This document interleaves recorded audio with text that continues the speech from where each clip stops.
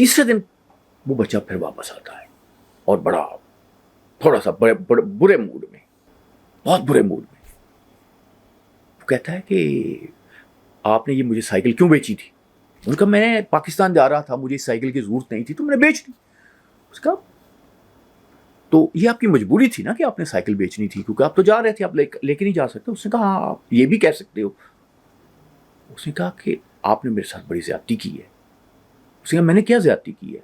उसने कहा मैंने नेट पे पढ़ा है, ये नई साइकिल 160 पाउंड की है, पुरानी 120 पाउंड की है, आपने मुझसे 90 पाउंड क्यों लिए?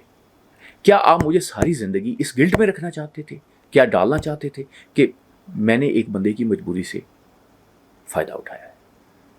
ये बात मुझे बहुत दुख देती है कि हम में नहीं है। मैं अपने इर्द गिर्द नज़र दौड़ाता हूँ, बहुत से लोग हैं जो मुझे बहुत वजीफ़े भी बताते हैं, दीन इस्लाम की बहुत सी बातें भी करते हैं, मगर करैक्टर की ये सूरत मुझे कभी नज़र नहीं आई।